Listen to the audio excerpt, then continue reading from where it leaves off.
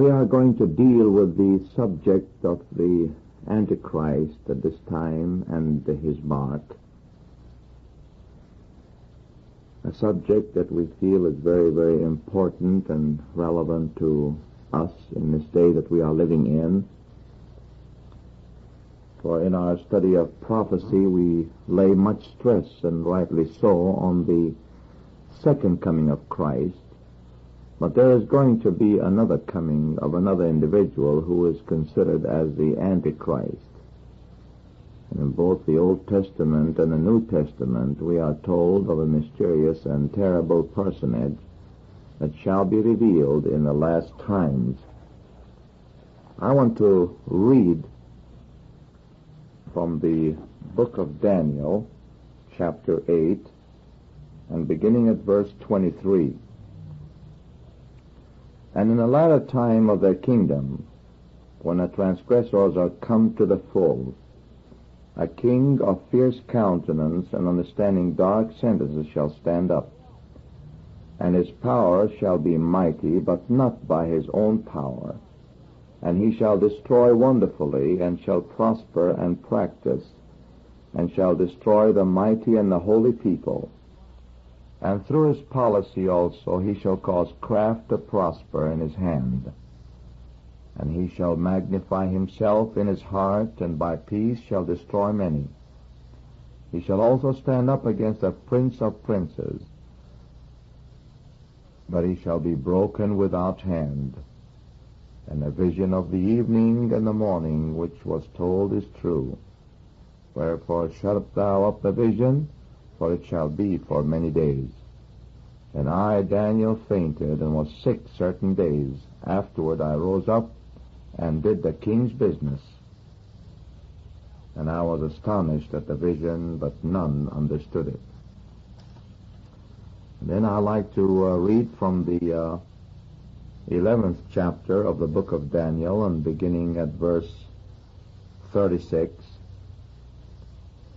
Referring to the same personage, and the king shall do according to his will, and he shall exalt himself and magnify himself above every god, and shall speak marvelous things against the God of gods, and shall prosper till the indignation be accomplished, for that is determined shall be done. Neither shall he regard the God of his fathers, for the desire, nor the desire of women, nor regard any god, for he shall magnify himself above all. But in his state shall he honor the God of forces, and a God whom his fathers knew not shall he honor with gold and silver, and with precious stones and pleasant things. Thus shall he do in the most strongholds with a strange god, whom he shall acknowledge. And then on to the book of Revelation, chapter 13, beginning at verse 1. John writing, And I stood upon the sand of the sea, and saw a beast rise up out of the sea, having 7 heads and 10 horns, and upon his horns 10 crowns, and upon his heads the name of blasphemy. And the beast which I saw was like unto a leopard, and his feet were as the feet of a bear, and his mouth as the mouth of a lion. And the dragon gave him his power, and his seat, and great authority.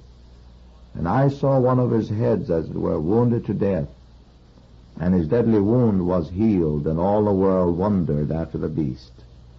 And they worshipped the dragon which gave power unto the beast, and they worshipped the beast, saying, Who is like unto the beast? Who is able to make war with him? There was given unto him a mouth speaking great things and blasphemies, and power was given unto him to continue 42 months. And he opened his mouth in blasphemy against God, to blaspheme his name, and his tabernacle, and them that dwell in heaven. And it was given unto him to make war with the saints, and to overcome them. And power was given him over all kindreds and tongues and nations. And all that dwell upon the earth shall worship him, whose names are not written in the book of life of the Lamb slain from the foundation of the world. If any man have an ear, let him hear. He that leadeth into captivity shall go into captivity. He that killeth with a sword must be killed with a sword. Here is the patience and the faith of the saints. And I beheld another beast coming up out of the earth, and he had 2 horns like a lamb, and he spake as a dragon. And he exerciseth all the power of the first beast before him, and causeth the earth and them which dwell therein to worship the first beast, whose deadly wound was healed. And he doeth great wonders, so that he maketh fire come down from heaven on the earth in the sight of men, and deceiveth them that dwell on the earth by the means of those miracles which he had power to do in the sight of the beast, saying to them that dwell on the earth, that they should make an image of the beast which had the wound by a sword and did live.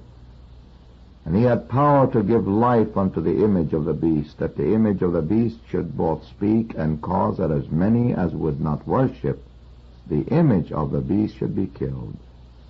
And he causeth all, both small and great, rich and poor, free and bond, to receive a mark in their right hand or in their foreheads, that no man might buy or sell, save he that had the mark or the name of the beast or the number of his name.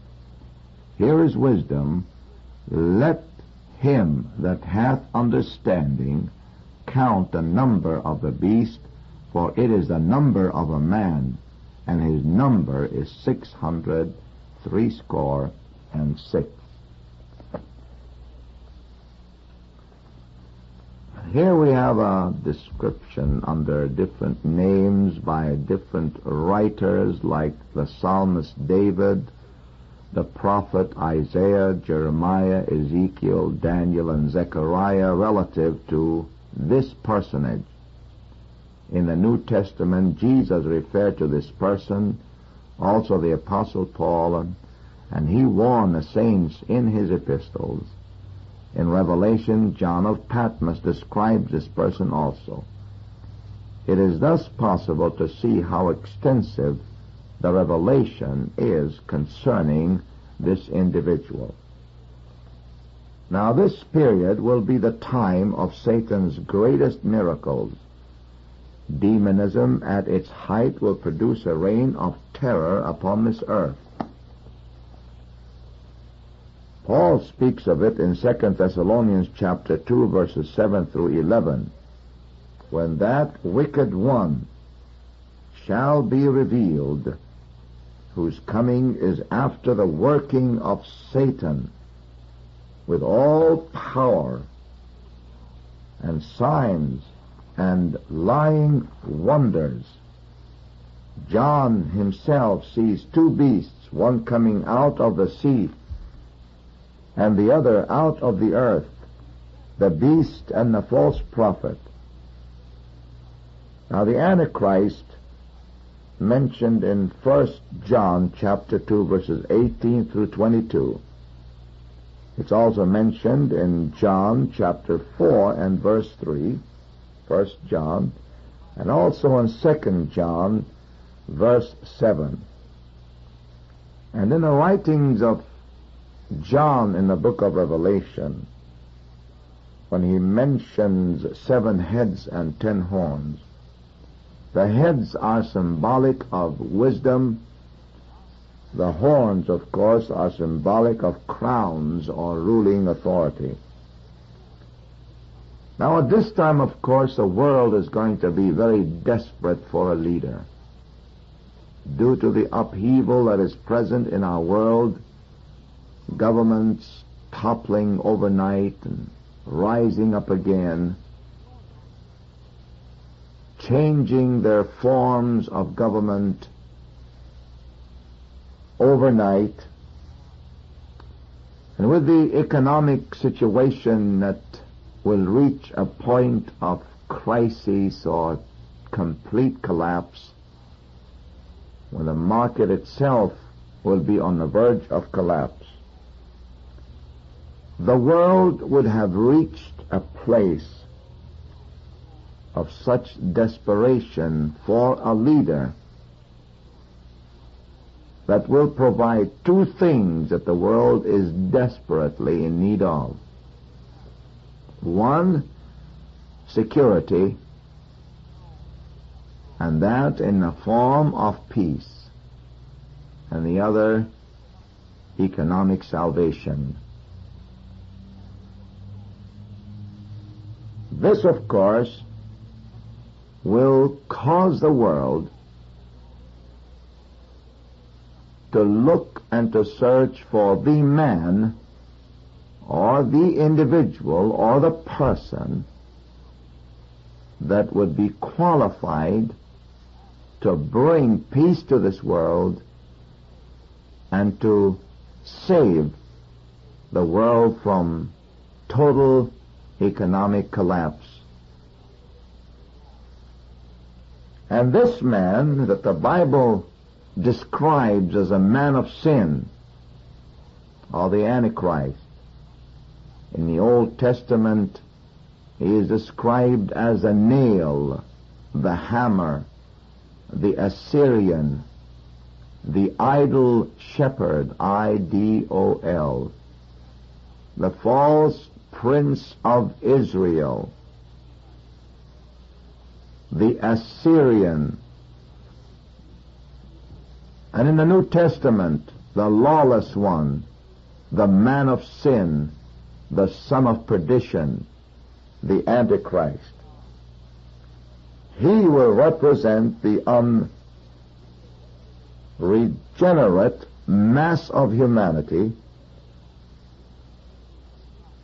seemingly as a solution to the world's ills and to the world's problems.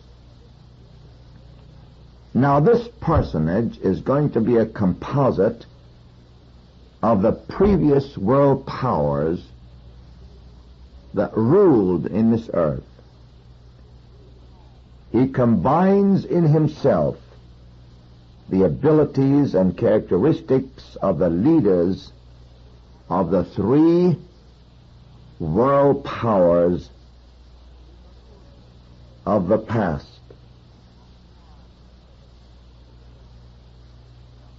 Ferocious as a lion, overpowering, tyranny of a bear, the swiftness of a leopard. He will appear on the scene in the latter times of Israel's history, as Daniel in chapter 8 and verse 21 tells us. He will not appear until the day of the Lord had begun, as the Apostle Paul tells us in 2 Thessalonians chapter 2 and verse 2. He will be the head of the last form of world government or world dominion, for he is described to us as a lion, a bear, and a leopard by John in Revelation chapter 13 and verse 1. His influence will be worldwide, for he rules over all nations, and his influence will be through the alliance of other nations as well. Now, of course, we feel that the European common market today is the fulfillment of the 10 toes of iron and clay in the image that Nebuchadnezzar saw in his dream, that Daniel interpreted, symbolic of the Gentile times and the Gentile powers that will dominate the world from approximately 606 BC until the coming of Messiah the King to establish his kingdom on this earth for 1,000 years of peace. And when Daniel interpreted the dream that Nebuchadnezzar had in relationship to the image that he saw in that dream of the different metals of gold and silver and brass and iron, and then iron and clay. He told the king that every one of these metals was symbolic of a world power, Gentile world power, that would dominate the world in its respective time. So that the head of gold was symbolic of the kingdom of Babylon. The arms and breast of silver were symbolic of the kingdom of the Medes and the Persians.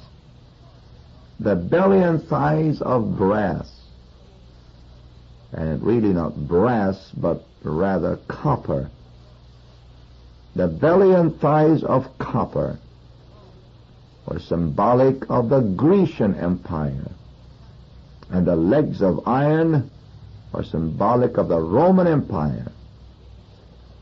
And the Roman Empire was the last of the four world powers that dominated the world, its dominion ending in the year 476 AD.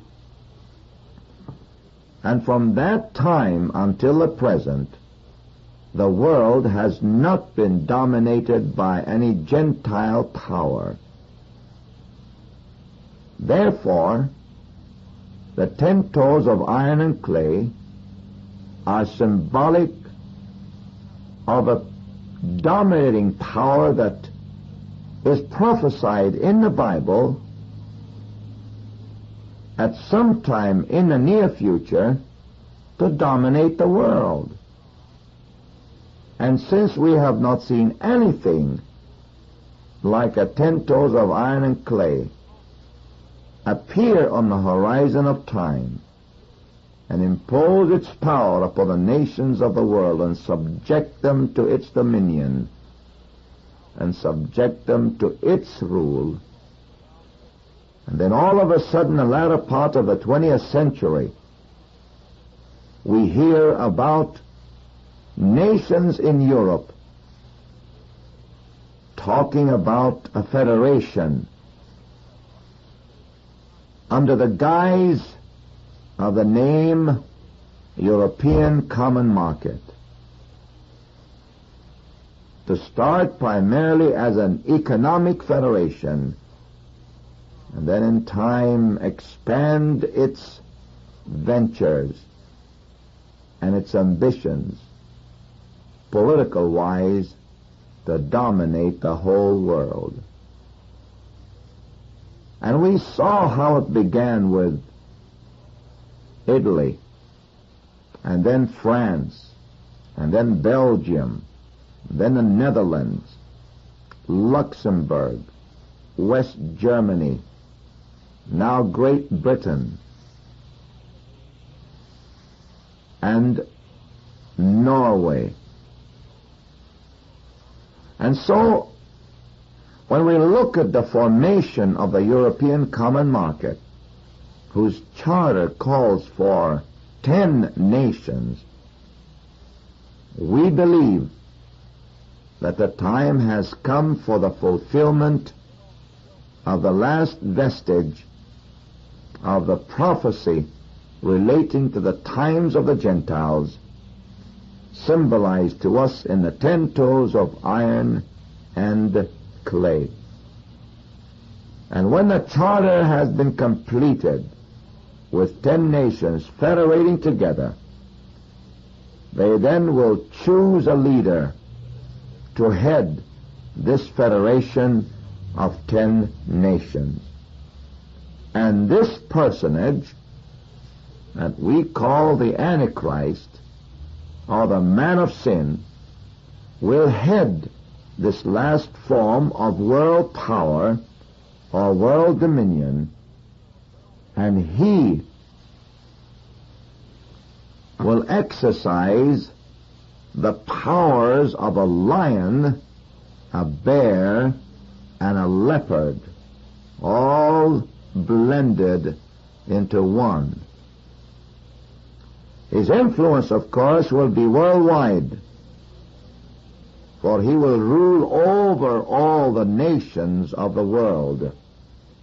Revelation chapter 13 and verse 8 makes this very plain to us, for his rule will extend over the nations of the world, and that not by their own consent in many instances, but by compulsion.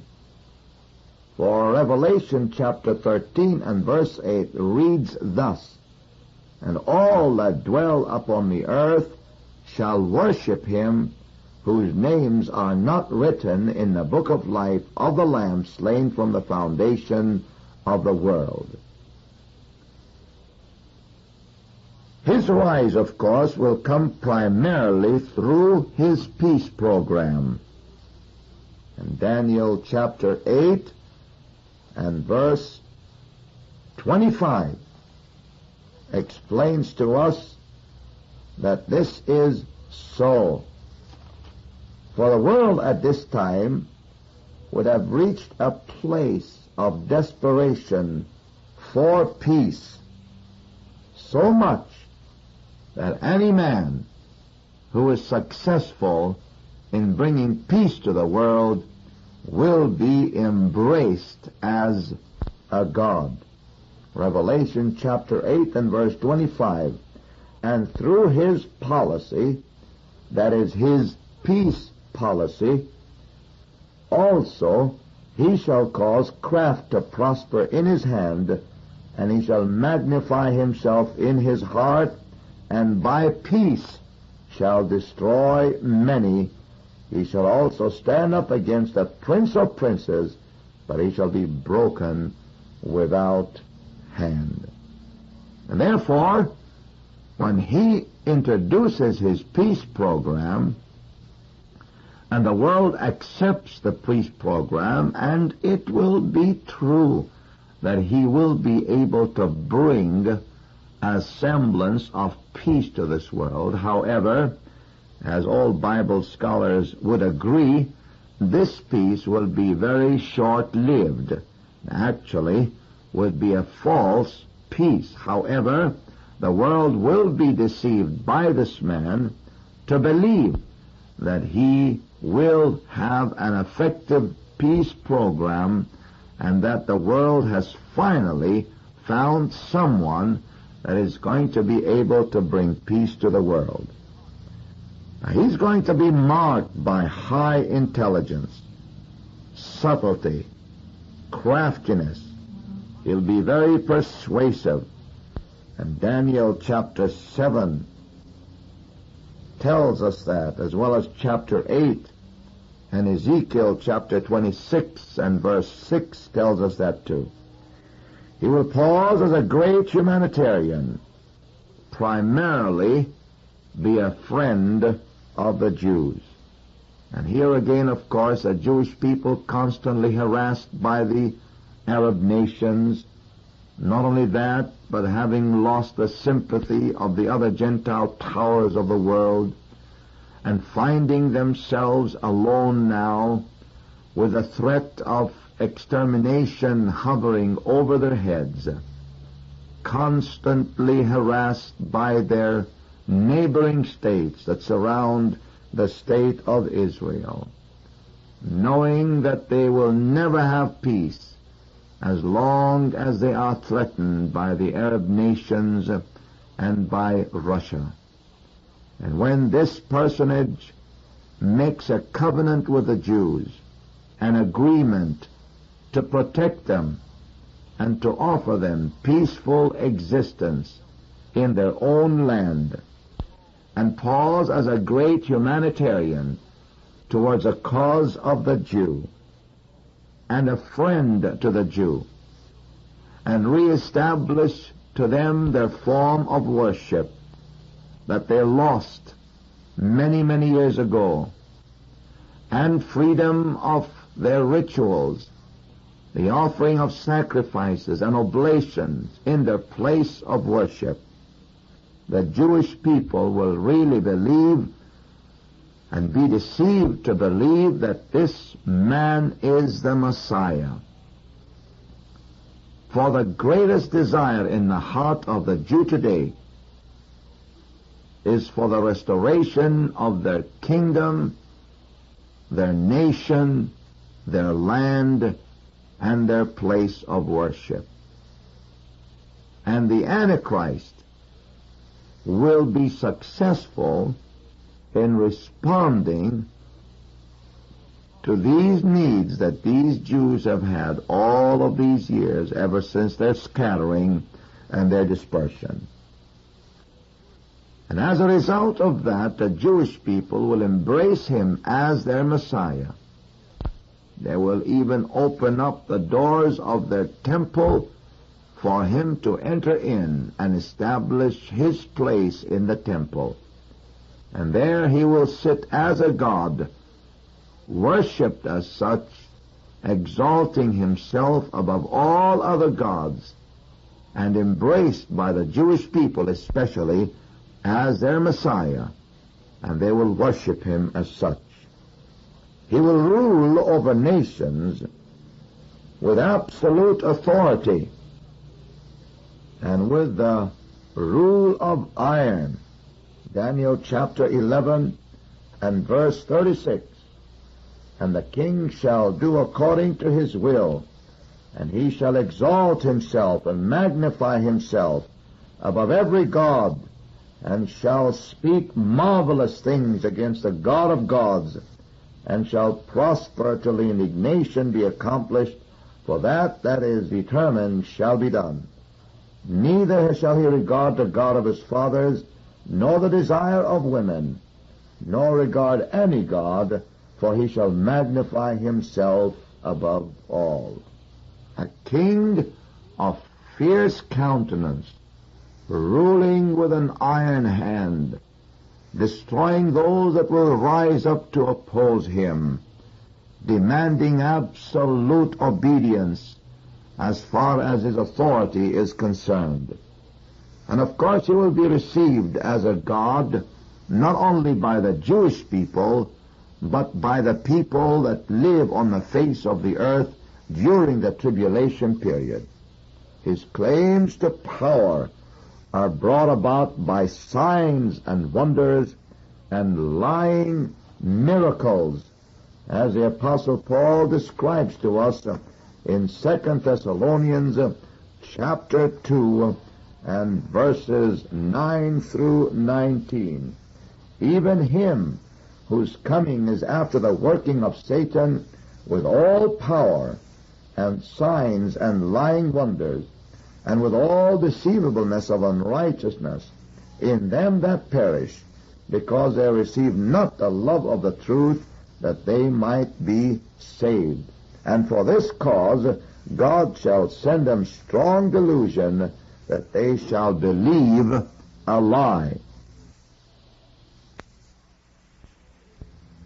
And so his power, of course, and his claims to power will be substantiated and supported by the signs and the wonders and the miracles that he will be able to perform along with the false prophet. He also becomes later on the great adversary to Israel, subjecting them to a time of great tribulation.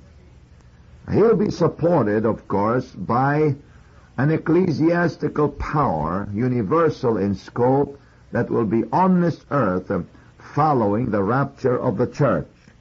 The ecclesiastical Babylon, a corrupt religious system, universal in scope, left after the rapture, and that will support the Antichrist in his efforts to subjugate the nations of the world to his rule. And while he continues to rule for 7 years, as Daniel 9 verse 22 tells us, his satanic activities, of course, will be confined primarily to the last half of the tribulation period. And his rule, of course, will be determined by a direct judgment from God, where he and the false prophet will be cast into the lake of fire. Now, this personage, of course, will have a mark of identification in the course of his rule over the nations of the earth, and that mark is given to us, of course, in the book of Revelation, chapter 13, and the last two verses of that chapter, and that number is a man's number, an earthly number, 666. Now, the Antichrist is not a system, but is a person. He's going to be the head of the final system. He'll appear following the rapture of the church. All nations shall be consolidated into one great Gentile world power, and his power will devour the earth, as Daniel 7:23 tells us. He is a little horn of Daniel in Daniel 7, chapter 8, or chapter 7, verse 8. He is a king of fierce countenance, described to us in Daniel 8 and verse 23. He is a prince, the false prince, described to us in Daniel 9 and verse 26. And he is a willful king, having his own way about everything, described to us in Daniel 11 and verse 16. Now let's talk a little bit about his character. This man, no doubt, will possess a very attractive and fascinating personality. He will have exceptional qualities of wisdom, daring, and leadership, which will draw the highest admiration from people all over the world. He will be admired for his military prowess, for men will say, "Who is like unto the beast? Who is able to make war with him?" Nations will yield their thrones to him. He will be idolized by the world and pursued by women. That is why the Bible declares him as the idol shepherd. He will be worshipped. 2 Thessalonians chapter 2 and verse 4 tells us, "Who opposeth and exalteth himself above all that is called God, or that is worshipped, so that he as God sitteth in the temple of God, showing himself that he is God." Now his warfare, of course, for some time the beast is quite popular. His personality, his military prowess, his great intellect, ability to express himself will capture the hearts of the masses.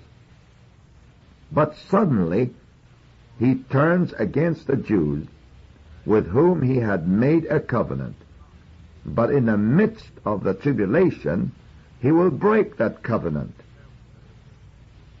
And they, of course, will realize that he is not the true Messiah, but that he is an impostor. You see, when he appears, he promises peace in Palestine to the Jew. The nations will accept him as their Messiah. The Jews will accept him as their Messiah, but it is a false peace, and that peace will not last. And in time, of course, the Jewish people in the middle of the tribulation period will see through him and discover that he is an impostor and he is not their true Messiah, and they will cease to acknowledge him as such and cease to worship him as such and cease to deify him as such. Now let's talk a little bit about his racial background, and this, of course, is a very, very important matter. Many assumptions have been made in the past relative to the racial background of this personage. Many men have appeared on the horizon of time that have been assumed to be the Antichrist, but time has proven the error of such an assumption. We have been hasty in the past to assume that figures like Stalin or Hitler, Mussolini, would be the Antichrist, and for years many have assumed that the Antichrist will be a pope, will rise out of the city of Rome, the Vatican City, and surely he would be the Antichrist. However, all of these assumptions have proven untrue and proven incorrect. And there's no use for us to try to guess at it nowadays because of the efforts of Mr. Kissinger in trying to solve the situation between the Arabs and the Jews and bring peace over to that part of the world. The world is acclaiming Kissinger as a superman, and many are assuming that Kissinger surely is the Antichrist. But Kissinger has not accomplished anything. He will not succeed in bringing a solution to the problem of the Middle East between the Jews and the Arabs. This is not a political issue. It's a religious issue. It's a Bible issue. And the only one that is going to succeed in bringing peace to the country of Israel and to the Middle East and between the Jew and the Arab, the sons of Isaac and Ishmael, will be Jesus Christ himself, the Prince of Peace. So all of the efforts of men like Kissinger and those that preceded him or those that will follow him are not going to be successful. And I just came back from the land of Israel, and both Jews and Arabs think very, very little about Mr. Kissinger because they saw through him and found out that many of the promises that he had made were bare lies as far as their welfare was concerned. And America would never live up to the promises that Mr. Kissinger has made to both Jews and Arabs in his missions of peace in the past. And so in order for us to discover the racial background of this personage, we have to consider the characteristics that are given to us in God's Word.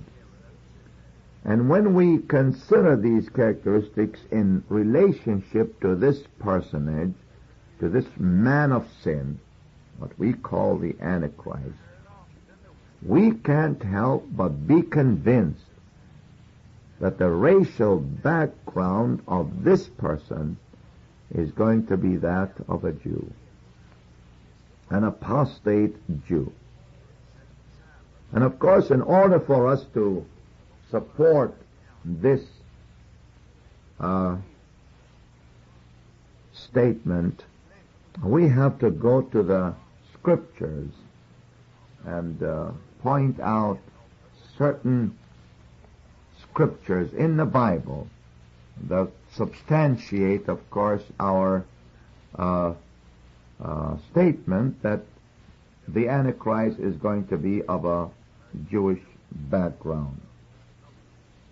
Now, Daniel himself, who was a Jewish prophet and who was primarily addressing himself to the Jewish people in his prophecies relative to this man of sin, mentions the words, the God of his fathers, in conjunction with the characteristics of this man. In one place he says that he will not regard the God of his fathers. Now, all through the Bible, relative to the history of the Jewish people, they are the only people that have a right to say the God of our fathers. And when the Bible talks about the God of the fathers, it's talking primarily about the God of Abraham, Isaac, and Jacob. For the fathers in the Bible, in Old Testament history, are none other than Abraham, Isaac, and Jacob. And since Gentile people cannot lay claim to Abraham, Isaac, and Jacob as being their fathers, there is only one people distinct in race that can lay claim to Abraham, Isaac, and Jacob as being their fathers. So that Daniel, as a prophet, as a Jewish prophet, addressing himself to the Jewish people, tells them that this king shall do according to his will, and he shall exalt himself and magnify himself above every god, and shall speak marvelous things against the God of God, and shall prosper till the indignation be accomplished, for that is determined shall be done. And neither shall he regard the God of his fathers. He is referring to a man with a Jewish background whose fathers are Abraham, Isaac, and Jacob. For I, as a Gentile, cannot say that Abraham, Isaac, and Jacob are my fathers, for my racial background does not take me back to Abraham, Isaac, and Jacob. Therefore, no race of people can lay claim to Abraham, Isaac, and Jacob as their fathers, with the exception of the Jewish people themselves. And therefore we feel safe in saying that when Daniel said, neither shall he regard the God of his fathers, he was talking about a person that would have a Jewish background, who will have no regard whatsoever to Abraham, Isaac, and Jacob's God, Jehovah God himself, and that he will exalt himself above the God of his fathers, Abraham, Isaac, and Jacob. Now this is from the scriptural standpoint. Now let me appeal to your reason. I have lived in Israel for 19 years. In fact, I was born there and lived 19 years of my life over there. And I lived in a Jewish neighborhood. I grew up with Jewish boys and girls all around me. I played with Jewish boys and girls. I went to school with them. I spent time in their homes. I shopped in their stores. I lived in their neighborhoods. And I know them as well as anyone could know a Jew. As I grew up, of course, and I became more intimately acquainted with the Jewish people, especially Orthodox Jews, I found out that their convictions are so strong that it's impossible for them to deviate from them whatsoever. For example, in the city of Jerusalem where I lived, the Orthodox Jews considered the Sabbath as a very, very holy day. Their Sabbath began on Friday at sunset. Rabbis would be sent out into the different communities and neighborhoods of the city of Jerusalem, blowing the ram's horn, known in the Hebrew as a shofar, declaring the beginning of the Sabbath. And every Jewish merchant who heard the sound of the horn knew very well that the Sabbath had begun, and that the day of rest and the day of holiness was begun also. Therefore, that meant that they should close their places of business and cease to transact business until the Sabbath ended on Saturday at sunset. And they considered the Sabbath so sacred and so holy that it was absolutely forbidden for a Jew to handle any money during the Sabbath, to strike a match and light a fire, buy or sell, or even cook on that day.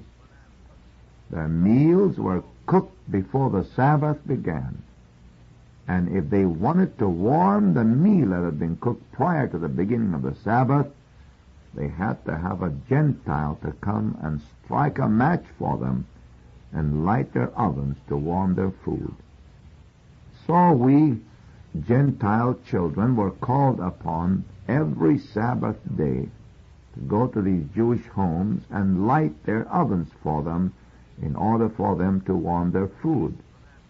And if it was necessary for them to purchase something, they always would give us the money for us to do the purchasing for them and turn it over to them. But they would not dare buy or sell during the Sabbath. In fact, I have seen the time when one of those greedy Jewish merchants, trying to prolong the closing of his store as much as he could in order to get all the business that he could from the customers that happened to be in the store during the blowing of the ram's horn, had to suffer the consequence of his greediness because of those rabbis that had gone by his store blowing the ram's horn.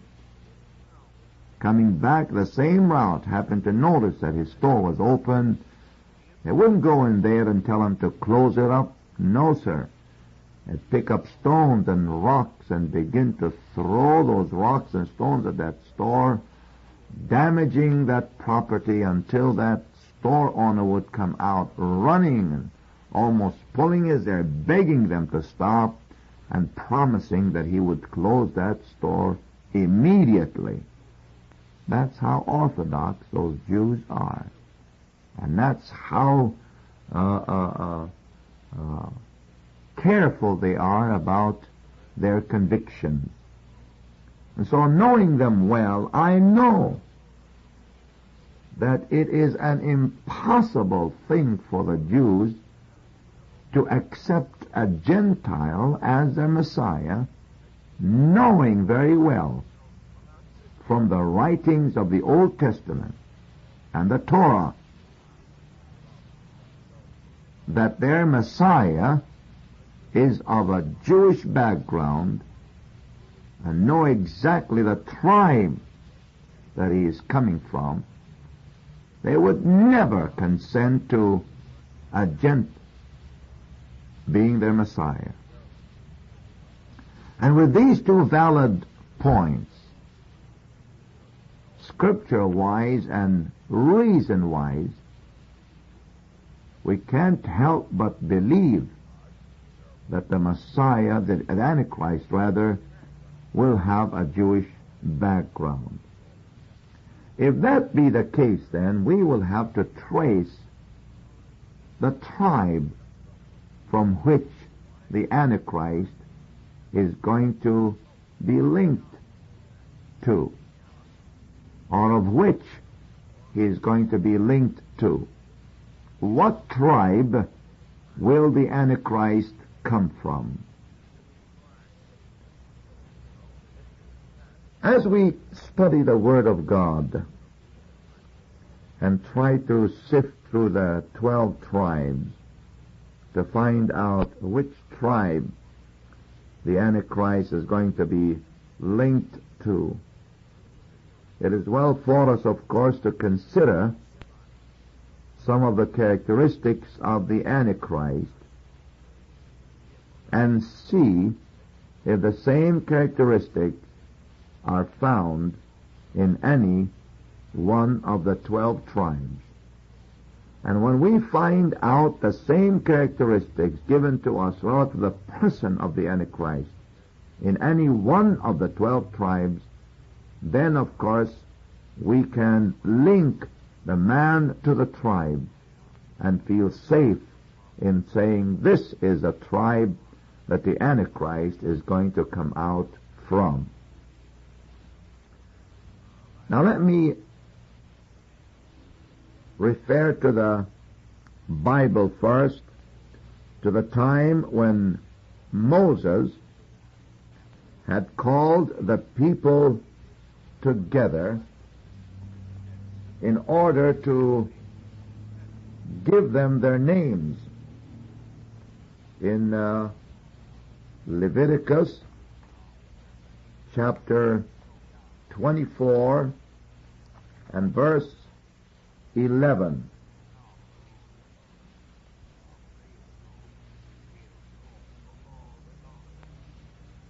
Or rather, chapter 24 and verse 16.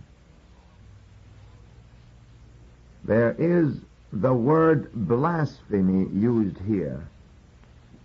And since the word blasphemy is connected with the Antichrist, then we assume that blasphemy would be one of the characteristics of the Antichrist. And along with blasphemy, of course, we also have the nature of the Antichrist given to us. Now, in Leviticus chapter 24 and verse 16, Moses, the author of this chapter, is emphatic relative to this word blasphemy. And he that blasphemeth the name of the Lord, he shall surely be put to death, and all the congregation shall certainly stone him, as well as a stranger, as he that is born in the land, when he blasphemeth the name of the Lord, shall he be put to death. And therefore, when Moses called the 12 tribes of Israel to him, and he was giving them a description of their posterity, one after the other appear before Moses, and he tells them what their characteristic is going to be like. In Deuteronomy chapter 33, we have a description, amen, of the characteristics of these 12 tribes.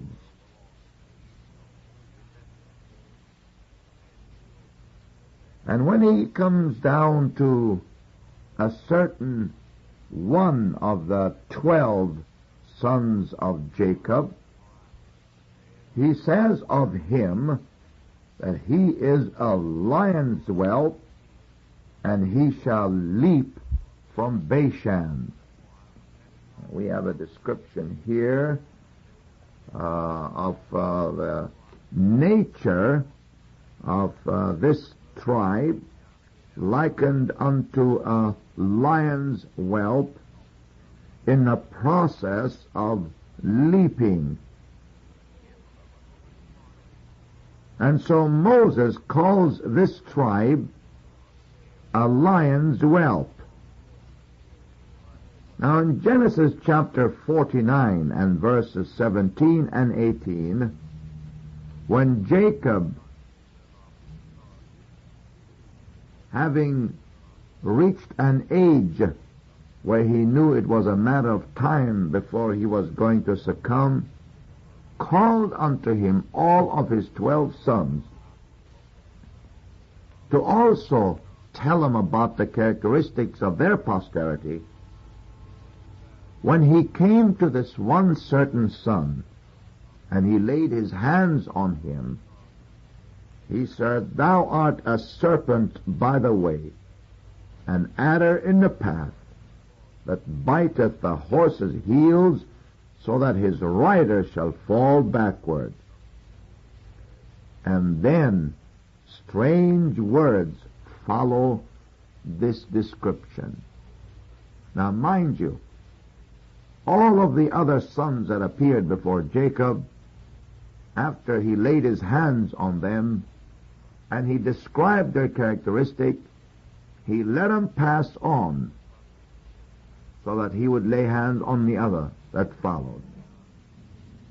And in no one's case, except this one, did Jacob add any more comments except a description of their character.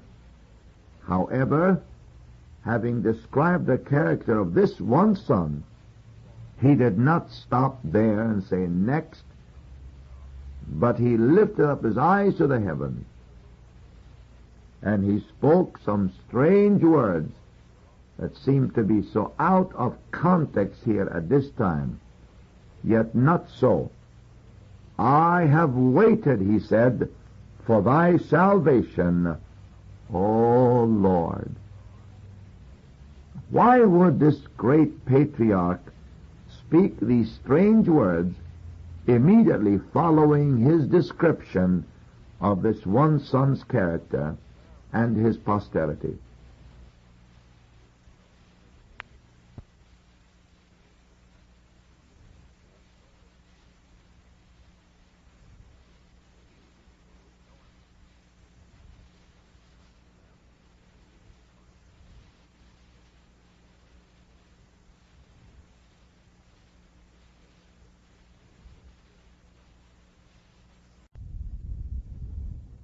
There's a reason for it. Again, I like to say, before I reveal the name of this tribe, that when the land was being divided into portions and given to the 12 tribes of Israel, even though this one son was fifth or sixth in line as far as the age of the sons were concerned, and since it was customary in the Jewish law that any gifts given or any honor bestowed would be so according to age and the time of birth rather than according to skill or according to ability, it seems strange at this time that when the land was being divided into portions to be given to the 12 tribes, that when the turn of this one son came around, he was bypassed, and his part was given to another, until all 11 tribes had received their portion of the land of Canaan, and then the portion that was left, which happened to be the north region of the land of Palestine, bordering the land of Syria, was given to him.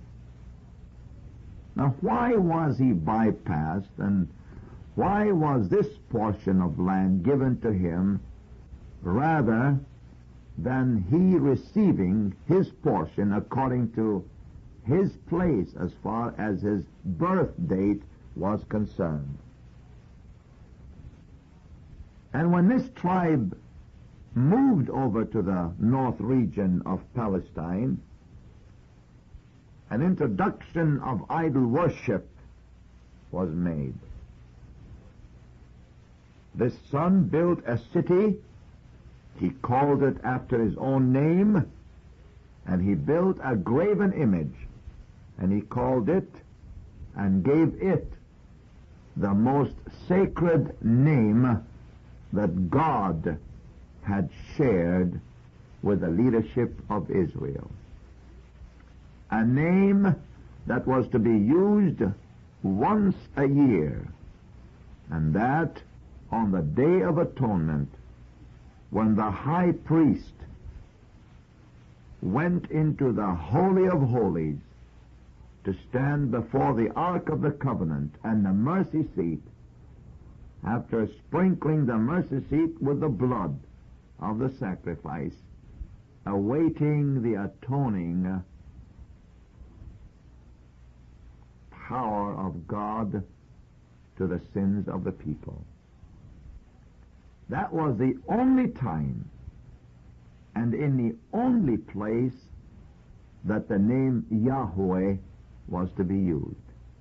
However, this tribe, led by this son of Jacob, built this graven image, blaspheming the most sacred name of God by using it as a given name, or by giving this name rather to this graven image. Not only that, but he induced or tried to compel all of the 12 tribes, rather than go to the city of Jerusalem to worship there in the holy temple of God, to come over to the northern region of Palestine where this graven image had been built, in the city that was named after him, to worship that graven image. Idol worship was so strong over there that the region became known as a region of darkness. Thus, this man became guilty of the act of blasphemy. And since Moses in his writings in the book of Leviticus declared that a blasphemer of the name of the Lord should be put to death, so doth this man subject himself to the judgment of God, because he becomes a blasphemer as well. Now, what I'm going to say is not recorded in the Bible. However, it comes from reliable sources, for I have received this information from one of the Orthodox rabbis in the city of Jerusalem, recorded in some of the ancient manuscripts of the history of their people. And it tells a little bit about the character of this one son, the 12 sons of Jacob. When Joseph was elevated to the position of second ruler of Egypt, and he was responsible for the bringing of his brothers and his father and the rest of the family over to the land of Egypt. They were given the land of Goshen to dwell in, and the Pharaoh of Egypt favored Joseph very highly, so much so that he became the second ruler of Egypt. One of the 12 sons of Jacob, the same son that Moses called a lion's whelp, and Jacob himself named as a serpent, or described as a serpent or an adder, conspired with the crown prince of Egypt to assassinate Joseph and his wife Asina before they could give birth, or before they could have any children, deceiving the crown prince of Egypt to believe that Joseph would occupy the throne of Egypt when his father passed away, and that he, as a crown, as the heir to the crown of Egypt, would not occupy that throne as long as Joseph was alive. And in the event that Joseph and Asina died, or Joseph died, and they had male children born to them, then the son of Joseph will inherit the throne of Egypt. And by lying to the crown prince of Egypt relative to this matter concerning Joseph, He and that crown prince conspired to kill Joseph and Athena and thus eliminate any threat to his occupying the throne of Egypt. But that conspiracy fell through. Prior to that, the same historic manuscripts that this Jewish rabbi has in his possession declared also that Dan, who is this son, was a chief conspirator in the plot that was made against Joseph to kill him. And because he was not successful in putting through this plot, he had to succumb to the alternative of selling him to a band of Ishmaelites, and by so doing he thought he had gotten rid of him. And all this time, of course, Satan has been in the background working through this boy, Dan. Well, you know now what the name of this tribe is. The tribe of Dan.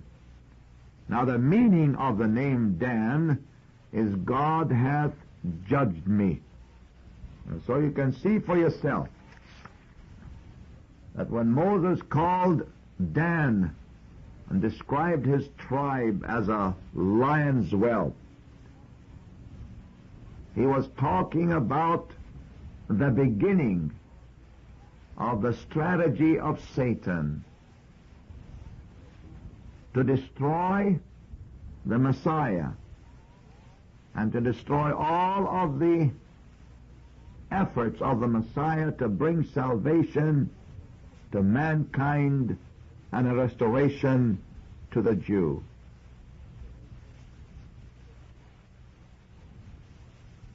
And a lion's whelp, of course, in time was to grow and mature to become a full-grown, ferocious lion. So that at the time of the coming of the Antichrist, the prophecy of Moses relative to Dan and his tribe would have been fulfilled to the place where out of that tribe would come forth a personage that would have the characteristics of a roaring lion, same characteristics given to Satan himself. As for Jacob's prophecy, describing Dan as a serpent, we know very well that Satan is described in the Bible as a serpent, and he's also described as a lion to us.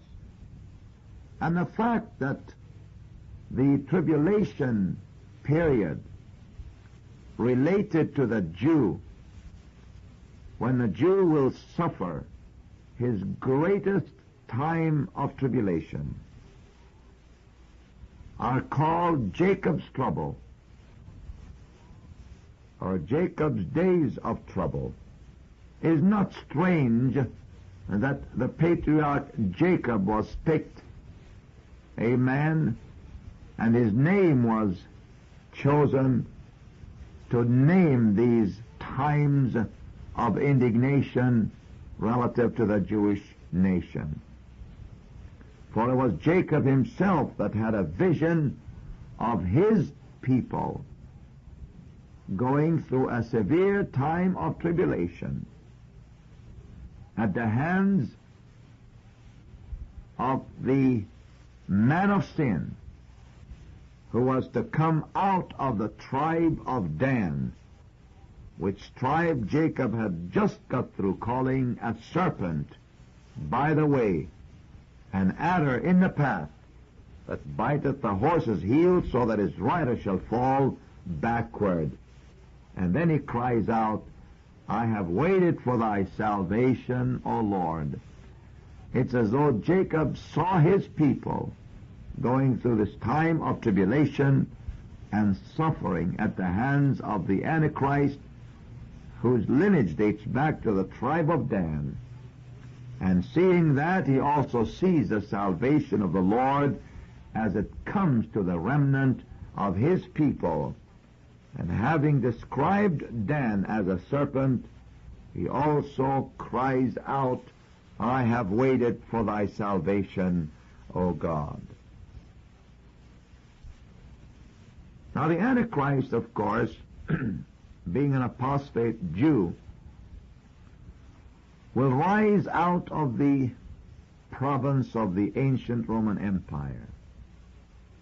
Somewhere from some of the countries that were part of the ancient Roman Empire, this apostate Jew will appear to declare his position as a leader and a ruler and a dictator of the world, heading the last form of Gentile dominion and power on the face of this earth. He's not only going to be supported by his intellectual powers, his dynamic personality, his military powers, his ability to express himself, or his subtlety, his wisdom, but he's going to be supported by more than that. For there will be a false prophet who will serve as his forerunner, who will have the ability to perform signs, wonders, and miracles. And not only he, but as Daniel tells us also in the 11th chapter, the man of sin himself, the Antichrist, will have the power to perform wonders and miracles as well. For he shall be strong in the world, and he shall do in the most stronghold with a strange god whom he shall acknowledge. And that strange god, of course, will be Satan himself. And his powers will be so great in his performance of signs, wonders, and miracles that the world will be convinced that he is a superman, and he is a god, and he deserves to be worshipped and honored and exalted as such. However, these miracles and these wonders will be lying miracles and wonders.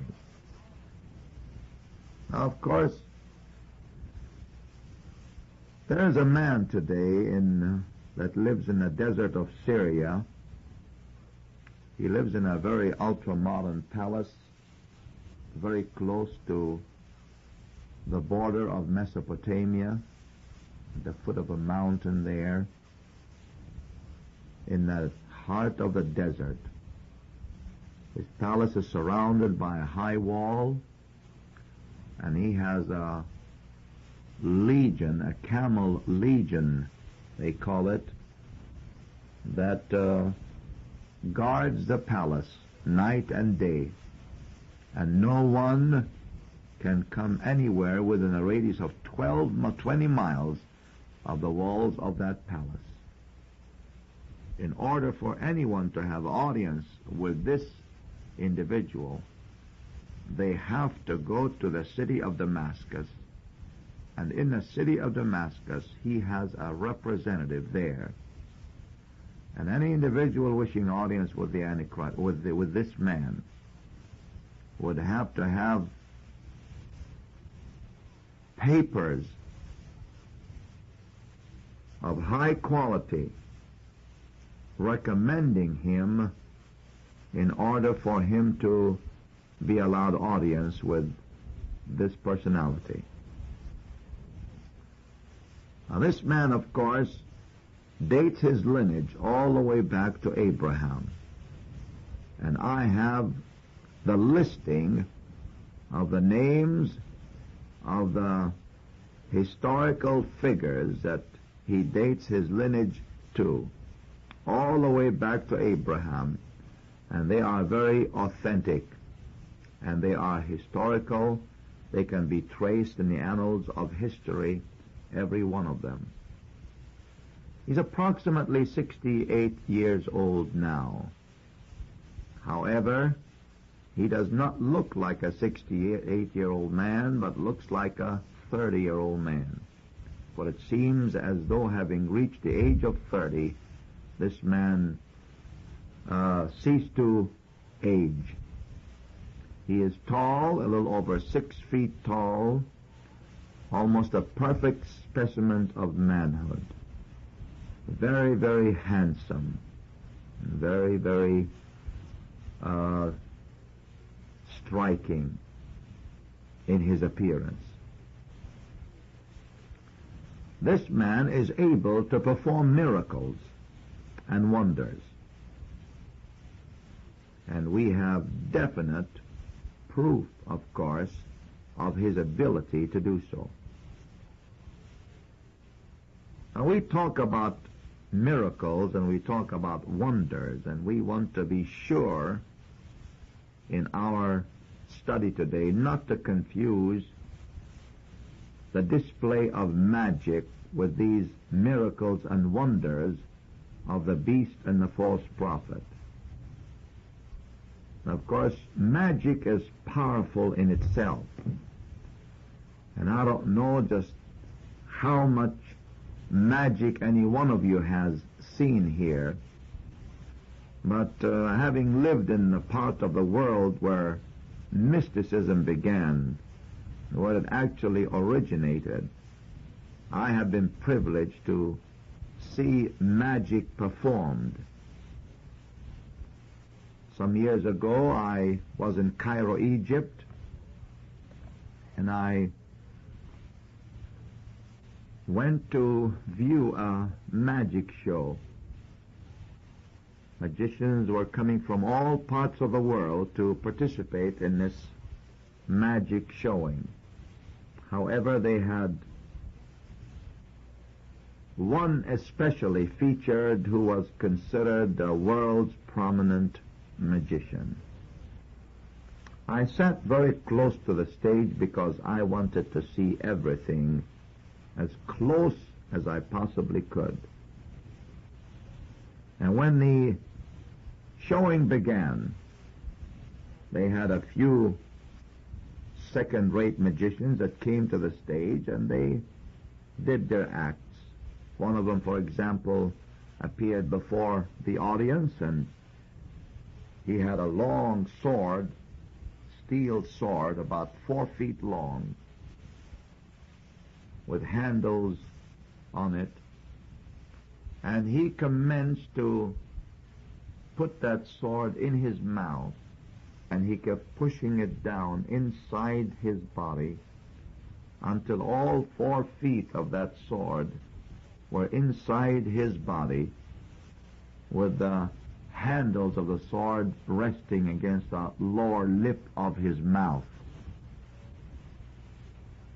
And some people in the audience went up to the stage and they held the handle of the sword and kind of tried to make sure that it wasn't inside the collar of his shirt, but it was inside his mouth. And there was no doubt about it, the sword had entered the body of that man, all 4 feet of it. 4 feet of steel inside the body of this human being. And when he finally pulled that sword out of his mouth and out of his body, there was not a drop of blood on it or a drop of moisture whatsoever. Somebody said, "Oh, that was an optical illusion." No, sir, it wasn't an optical illusion. It was a reality. Well, somebody said, maybe by practice a person can do that. Well, maybe so, but why don't you try practicing putting a toothpick down your throat and see how fast you begin to gag and to choke. Or try to put a pen down your throat and see how long you can last before you begin to gag and choke. No, the power of magic is very, very strong, and this man was able, by magical powers, to put that sword into his body through his mouth and allow it to rest inside his body. 4 feet of steel. Well, you say that's not all that fascinating or exciting. Well, he left the stage, another magician came on the stage, and this fellow had a helper with him who stood to his right. And when he started his act, he started by opening his mouth, and reaching into his mouth, he began to pull wadded handkerchiefs of all colors tied to a string. And he kept pulling one handkerchief after the other. And that helper of his held the end of that string, and he kept walking away from him as this man pulled one handkerchief after another out of his mouth, until by the time he pulled the last wadded handkerchief out of his mouth, he had a string of handkerchiefs that had 150 handkerchiefs on it. And every one of those handkerchiefs tied to that string came out of that man's mouth. Now, where he had them in his mouth, I don't know. How in the world is a man able to stuff 150 handkerchiefs into his mouth? I don't know. They were ordinary sized handkerchiefs, not little bitty ones, but ordinary sized handkerchief that you carry in your pocket and you use. And they were of different colors. And they were moist, no doubt about it. They came out of his mouth and out of his body. And he had them somewhere in his anatomy.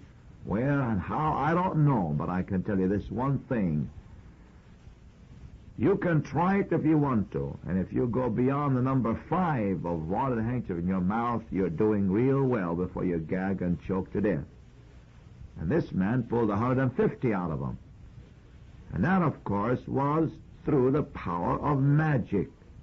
Magic is strong, it has power, it's induced by Satan himself. Because God himself is against magic, and God himself, using Moses to tell us how he despises magic and how abominable magic is in his sight, and not only magic, but several other practices that are in the world today, that possibly some even Pentecostal people are guilty of playing around with and showing interest in, that are abominable in the eyes of the Lord.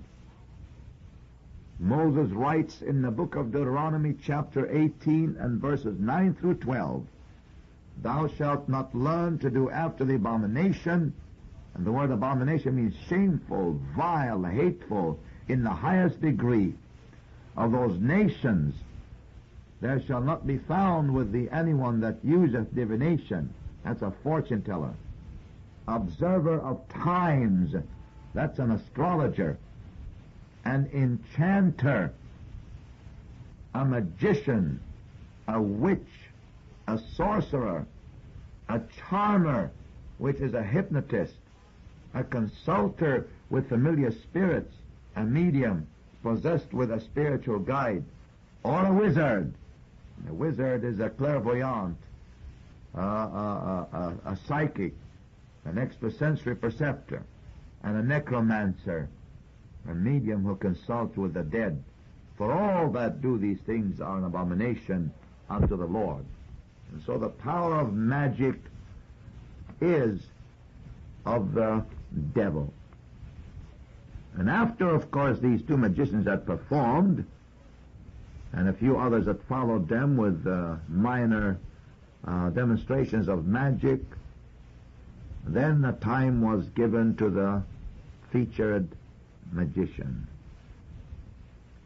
And after a while the curtain lifted, and this man walked on the stage, and the crowds went wild, began to clap, they applauded, they whistled, they hollered, they shouted. Some of them threw their hats in the air in this great auditorium in the city of Cairo, in the heart of Egypt.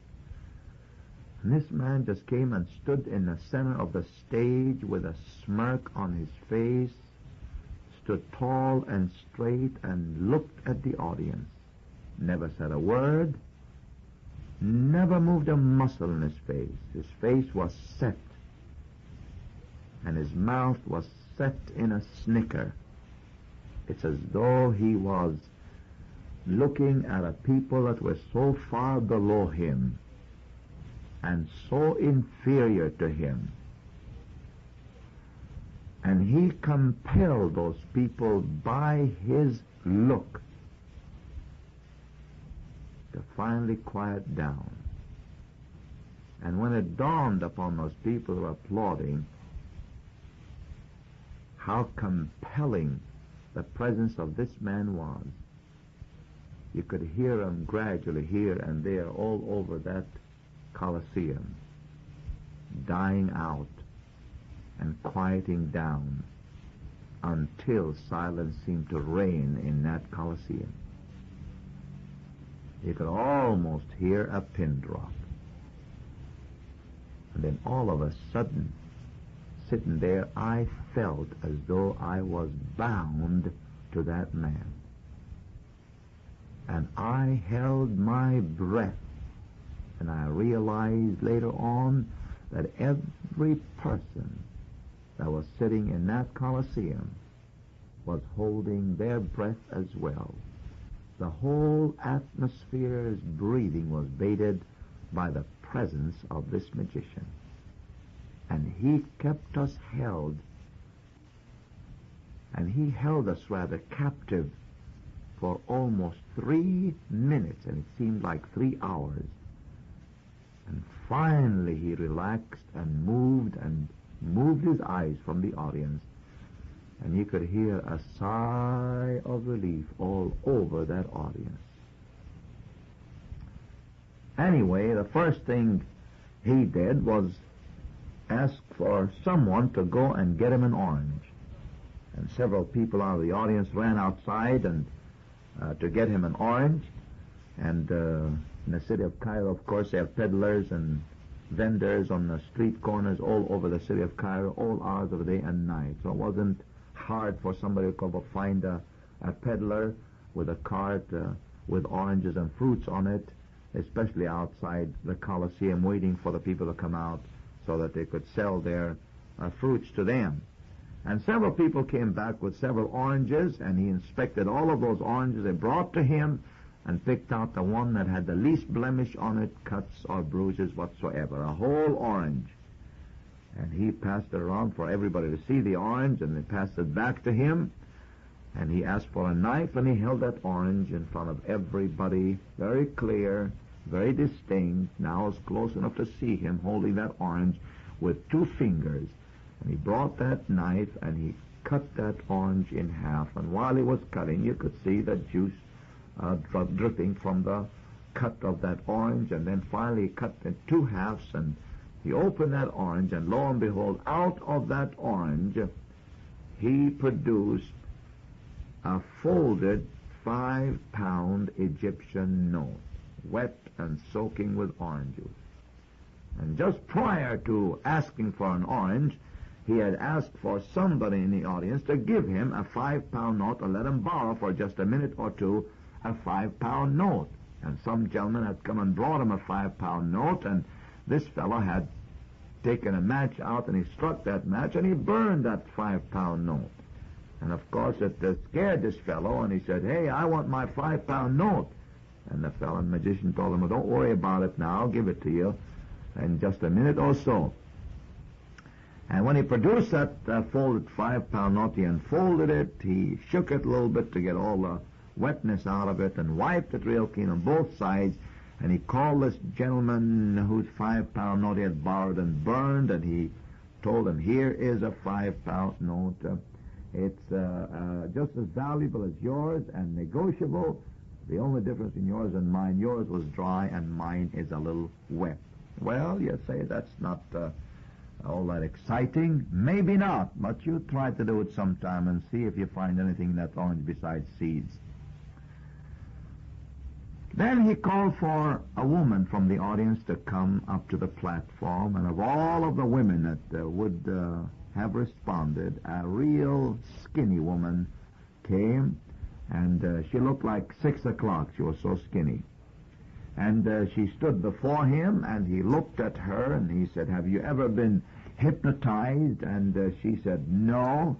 He said, "Would you like to be hypnotized?" And she didn't know whether she would like it or not, and before she could make up her mind to say yea or nay, he had her hypnotized. And he began to move his hands forward and backward on either side of her, and she began to swing backward and forward like the pendulum of a clock. And she'd swing all the way backward as far as his hands would move, and he'd have her swinging forward as far as the hands would move. And then he began to wave his hands sideways, and she began to swing from side to side, again, just like the pendulum of a clock, with the motions of his hand, precisely with the motions of his hand. When his hands moved to the right, she swung to the right. When they moved to the left, she swung to the left, and he kept her swinging left to right, and left to right, and left to right, and finally brought her to a stationary position, and his hand stopped, and she stopped swinging. Then he raised his hands up in the air, and when he did so without touching her, she began to rise up off the floor of that stage and began to float in the air upright. And somebody may say, well, he probably had a real thin piece of wire tied around her neck, and somebody from the ceiling was pulling her. Well, that's a lot of nonsense. There was no such person in the ceiling, and the ceiling was so high and flat, and you could have seen the wire, and the lights were very, very bright on the stage, and we were close enough to have seen anything tied to that woman pulling her. Besides, it would be an effort to pull a woman like that from that high of a ceiling up and down and cause her to swing in such a precise manner on the platform as well. No, there was nothing tied around her neck, no wire, no string. No one was pulling her up from the ceiling of that Colosseum. It was a power of this magician that was causing this woman to rise up from the floor of that stage and to be suspended in midair. He raised his hands up, she'd go up. He'd bring him down, she'd come down. Finally, he raised her up high enough where he swung his hands around, and her body rotated and began to float sideways. And there she was suspended sideways in midair. Again, he would raise his hands up, and she would rise up, and he'd lower his hands, and she would be lowered. And finally, he placed his hands about a foot's distance underneath her body in a stationary way, and her body became stationary in the air. There she was, suspended between the ceiling of that Colosseum and the floor of that stage in a stationary position. Then he called for somebody to bring him 2 chairs.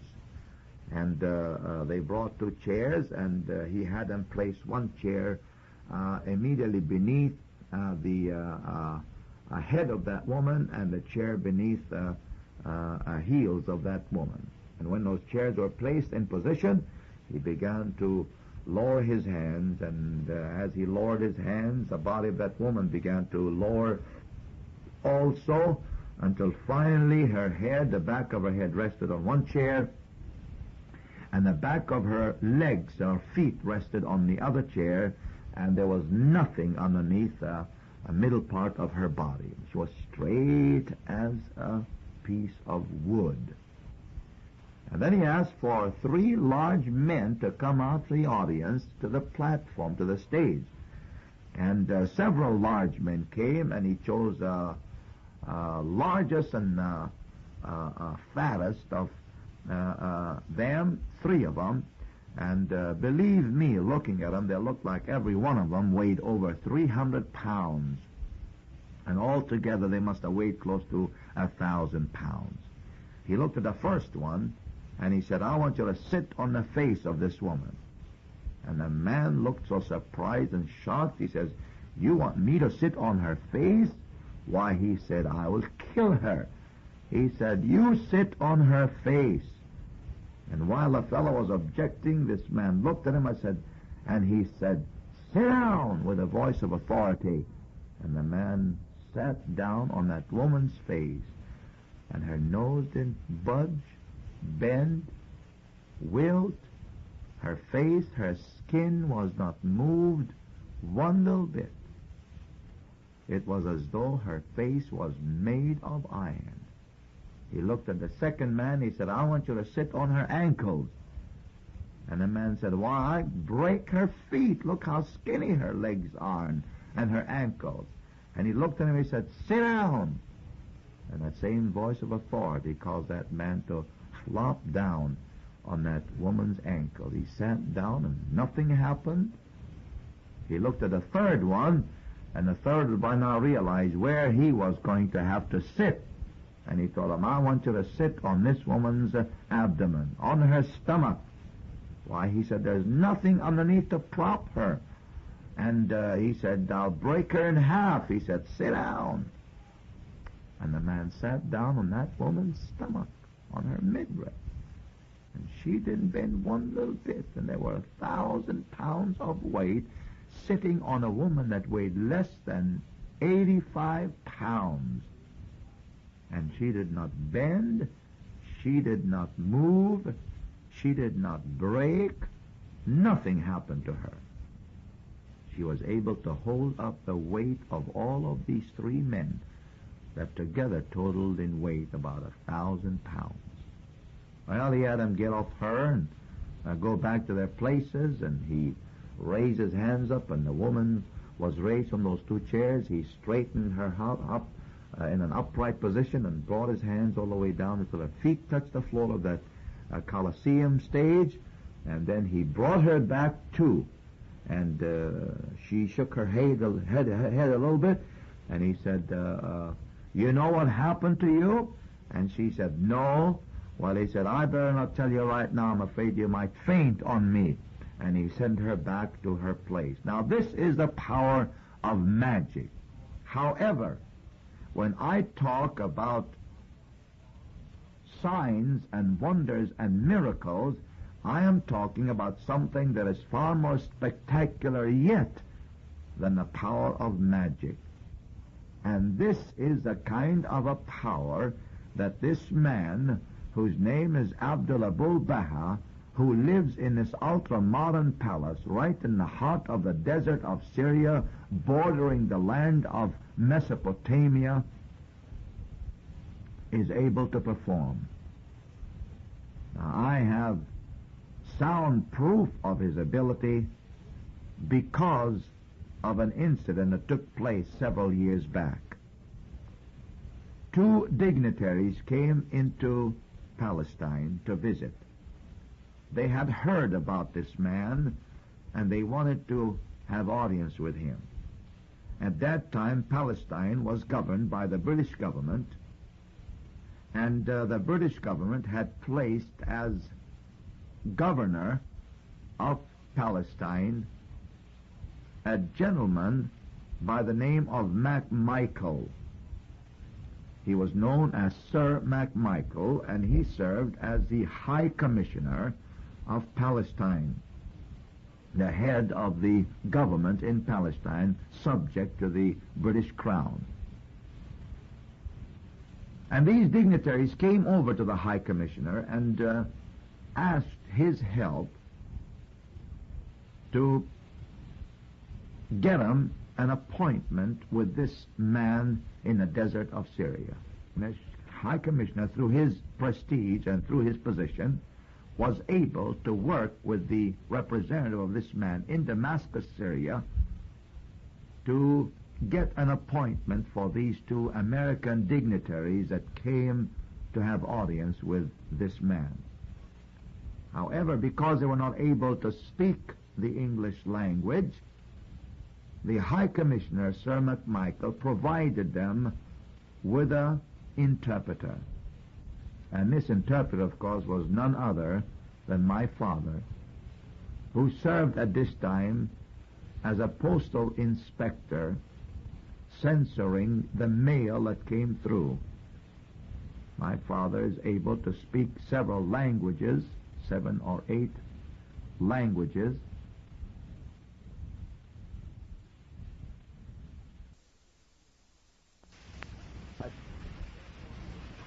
And therefore he was asked to serve as their interpreter. They made plans for the trip, and they headed towards the palace of this man. They were received by some of his representatives, and they were brought in this ultra-modern palace and shown into the chamber where they were to stay. And after they had rested and refreshed themselves a little bit, they were called over to the presence of this man. He knew their names before they introduced themselves. He knew what their mission was all about because he informed them of their mission. He called them by their names, and he told them that you have come here to find out about me and about my powers and about my ability to perform miracles. And I'm going to satisfy your curiosity about myself. It's true that I am able to perform these wonders and these miracles that you have heard about. I am the forerunner of a personage that is going to come after me in the near future, who is going to rule this world. And I am paving the way for him. He told them, let's take a walk outside the palace grounds. And they started walking out in the desert in the daytime. The sun was very hot. The temperature was somewhere around 135 to 137 degrees. And he told them that if they walked in his shadow, that they would feel as cool as though they were in an air-conditioned room. And sure enough, as they started walking out in the open desert, exposed to the heat of the sun, walked in the shadow of this man, and they did not feel any heat or any discomfort from the heat whatsoever, but they felt as comfortable and as cool as though they were in an air-conditioned place. In the process of their walking, they came across an old scrubby bush in the desert, and he stopped and he told them to watch the bush.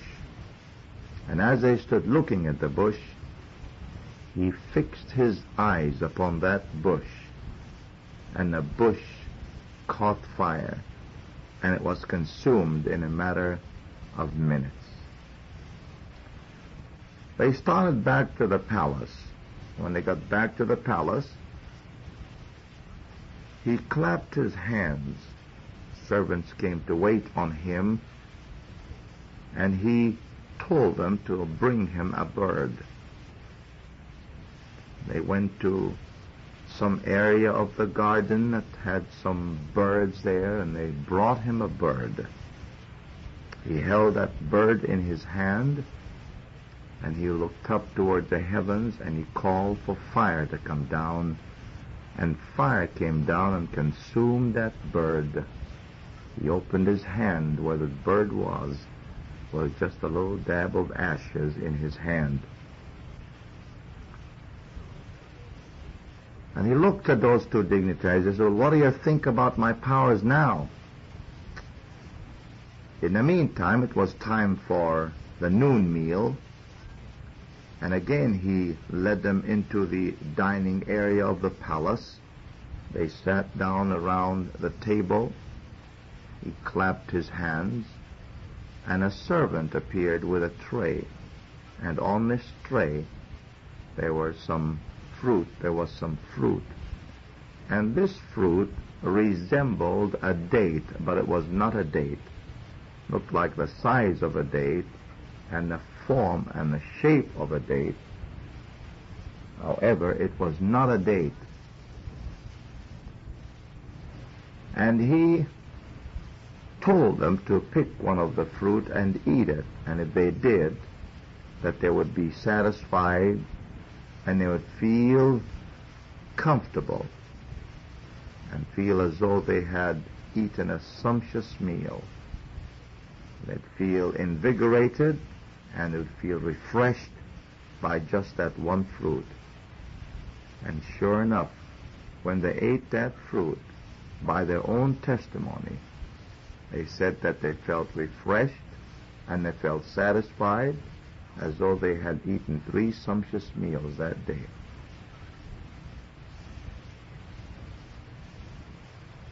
Now he said, what do you think about my powers? Are you convinced that I have the power to perform miracles? And one of those dignitaries looked at him and he said, there's one thing that you're not able to do that Jesus did. For you see, this man kept telling him that he had the same powers that Jesus Christ had while he was on this earth and could perform any miracle that Jesus performed. And he said, what is that? And he said, you can't raise the dead. Again, he clapped his hands, and the servants came to him to find out what he needed. And he said, I want you to bring me a corpse. And after some time of waiting, they brought him a corpse that had been a man who had been dead for 4 days. And before the sheet was pulled back to expose the face of this dead man, he already knew what the name of that man was. And as they exposed the face of this man, this individual stood at the foot of that table where the corpse lay, and he looked at that man that was dead. No doubt about it, he'd been dead for 4 days, and he uttered the same words that Jesus uttered in the raising of the man Lazarus, with the exception of the name. He said, Yusuf, come forth. Yusuf is Joseph in English. And sure enough, when he spoke those words, that dead man sat up, brought back to life. But the most amazing thing about this case was that from the moment that he brought that man back to life, and that time lasted for about 12 to 13 minutes, that man kept screaming at the top of his voice, please, Master, don't send me back to the place where you brought me from. Please, Master, don't send me back to the place where you brought me from. Begging this man not to send him back to the place where he had called him from. And after a time of 12 or 13 minutes had passed, the man fell back dead on the couch. And they rolled him out of the palace grounds. Now this man wears on the buckle of his belt around his robes the number 666 in the Arabic language. And he said that this was a mark of identification that will be introduced to the world at the ushering of the Superman that is going to rule the world. Now this number, of course, is not a new number. It is an earthly number, but it's not a new number. It is as old as Nimrod in the days of Babel. The Bible tells us that the man of sin that is going to rule the world in the beginning of the tribulation period and through the course of the tribulation period is going to have a number. In Revelation chapter 13, the last verse of this chapter, we read these words, "Here is wisdom. Let him that hath understanding count the number of the beast, for it is the number of a man, and his number is 666. That is 666. And it is going to be the mark of identification that is going to be introduced to the world.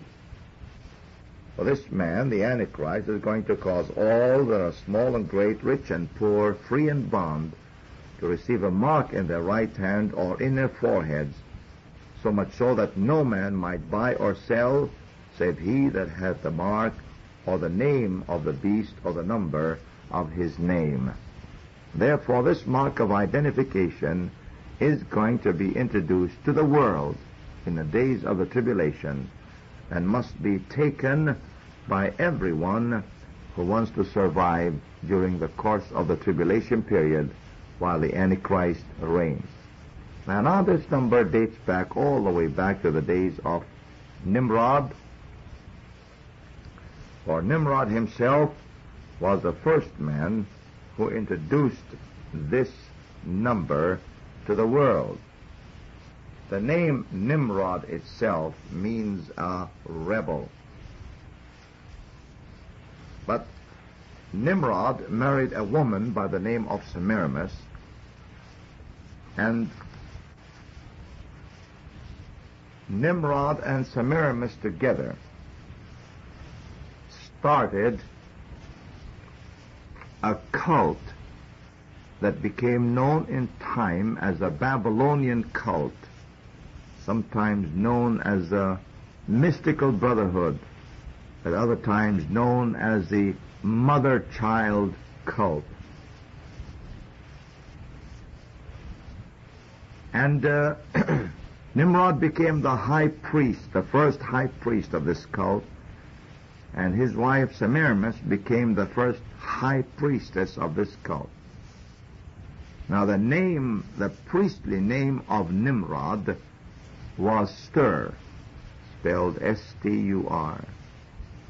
And the priestly name of Semiramis became known as Ishtar or Ashtaroth. And it's not coincidental that in several ancient languages, certain letters in those languages had numerical values. And every language that had such letters that had numerical values had so many letters that were considered as basic letters that served as basic numbers as well. For example, in the English numerical, we have 10 basic numbers, and then any number beyond the 10 basic numbers is a repetition of one of the 10 basic numbers.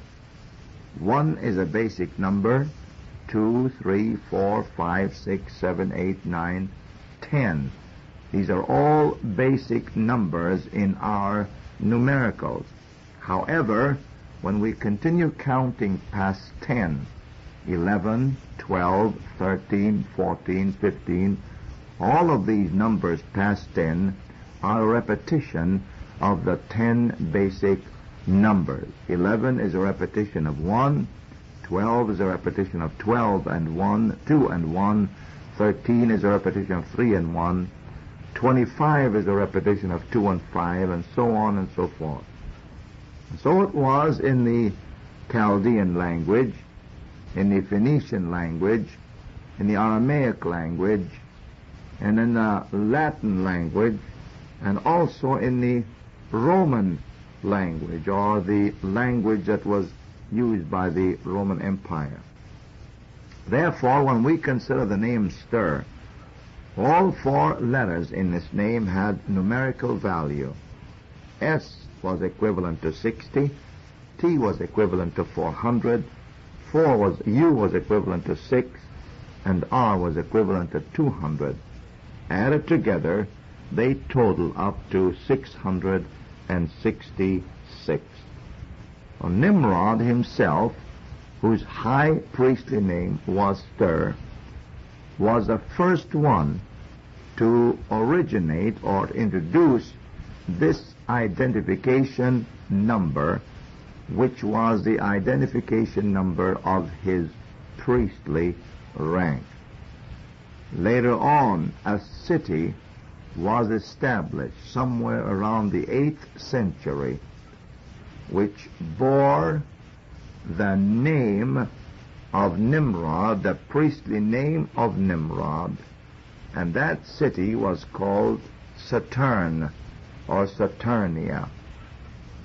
In time, the city's name was changed to assume the name of a famous general, Romulus, and it became known as Romulus, and in time to the city that we know today as Rome.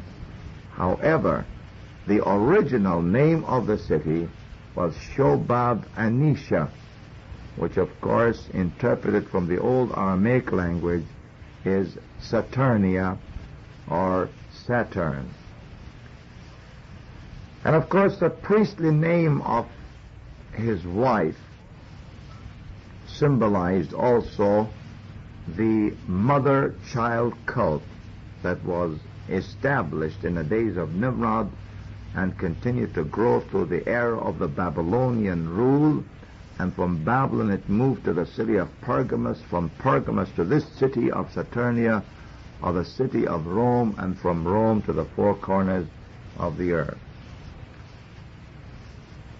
The name of Nero Caesar in the Hebrew is Neron Caesar, and the numerical value of the letters in the name Nero Caesar also totaled to 666. The Latin language has some basic numericals, and the basic numericals in the Latin language total to 666. For L is equivalent to 30, being a basic language. A is equivalent to 1, being one of the basic numbers. T is equivalent to 300. E is equivalent to 5. I is equivalent to 10. N is equivalent to 50. O is equivalent to 70. And S is equivalent to 200. For the word Latin in Latin language is Latinos. Therefore, the total value of these letters, numerical-wise, is equal to 666.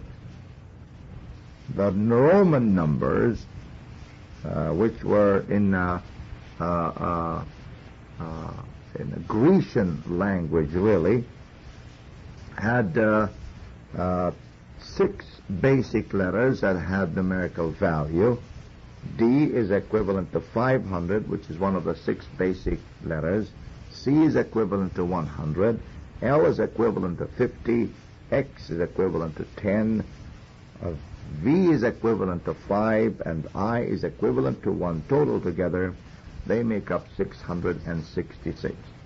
So you see, all through the progress of this apostate religion that was altogether anti-God and transgressed the government of God and transgressed the statutes of the Lord, had this number for an identification number.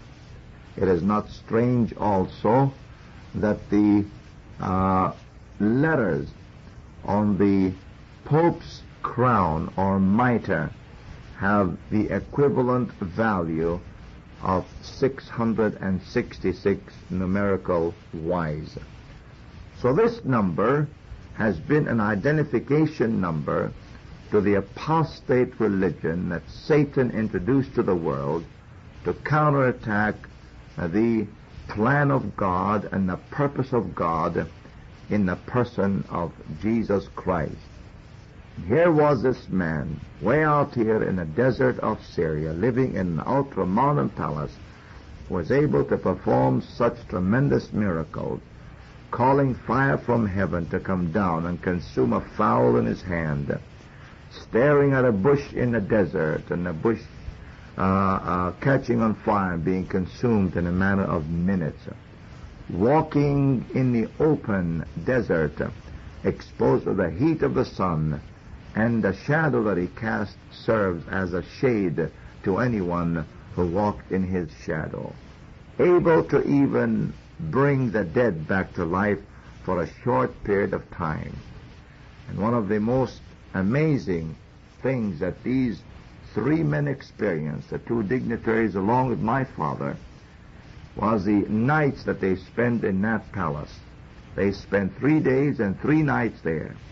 And whenever they retired to their chambers to go to bed at night time, from the first night they began to experience this. They said that as they entered into their bedroom chamber, right away they felt the harassment of demon spirit and demon powers. And all night long they had to struggle against those demons. And these demons would close in on them. And it was only the faith of these three men in the name of Jesus Christ and the blood of Jesus Christ that was able to deliver them from being destroyed by these demons in that chamber.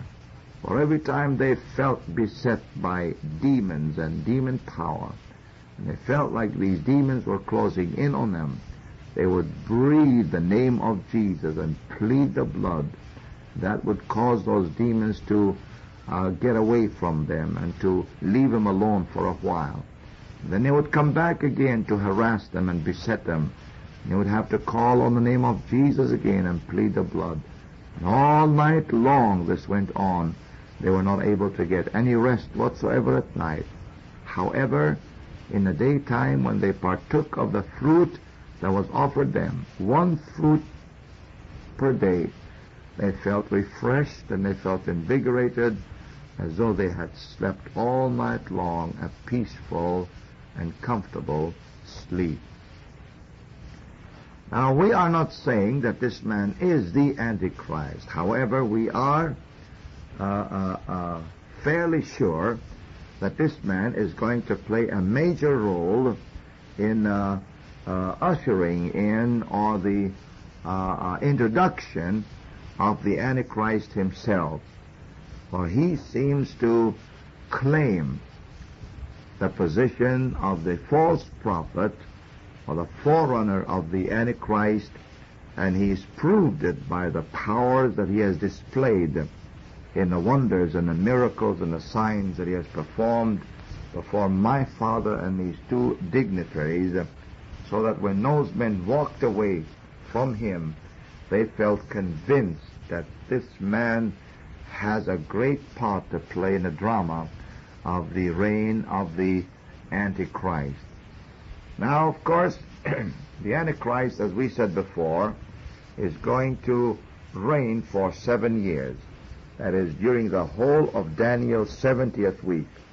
Daniel in chapter 9, verse 27, tells us for the first 3.5 years he will confirm the covenant. After the rapture takes place, the Jews will be gathered back in their homeland unconverted. The Antichrist will make a covenant with the Jews, and this covenant will be kept for 3.5 years. Then at the middle of the week, he will break it. For the balance of his 3.5 years of reign, he will cause great persecution to come on the Jews. This, of course, will include other nations and peoples on this earth as well. And his doom, of course, will come as a result of the appearance of the Messiah, Jesus, fighting the forces of the Antichrist and the false prophet. Both the beast and the false prophet will be cast into the lake of fire, God's wrath against those that accept the mark of the beast is mentioned in Revelation chapter 14 and verses 9 through 13. Listen to these words. And the third angel followed them, saying with a loud voice, if any man worship the beast and his image, and receive his mark in his forehead or in his hand, the same shall drink of the wine of the wrath of God, which is poured out without mixture into the cup of his indignation, and he shall be tormented with fire and brimstone in the presence of the holy angels and in the presence of the Lamb. And the smoke of their torment descendeth up forever and ever. They have no rest day nor night who worship the beast and his image, and whosoever receiveth the mark of his name. We feel sure then, as we have mentioned in this study of the Antichrist, that the background of the Antichrist is going to be of that of an apostate Jew. Now, we feel that this apostate Jew will be linked tribal-wise with the tribe of Dan, because Dan has been called in the Bible both a lion's whelp and a serpent. He has been a blasphemer. His name means God hath judged me, and from the beginning he tried to destroy the seed of Joseph, so that the Savior will not come from that seed. And last but not least, before we close this discourse, we've got to add this commentary to it by telling you that the strongest proof that we have that Dan is the tribe that the Antichrist is going to come from is mentioned in the 7th chapter of the book of Revelation, when this chapter, of course, enumerates that 12 tribes that will have 12,000 of each as part of the remnant, making up the 144,000 that will be saved at the close of the tribulation period.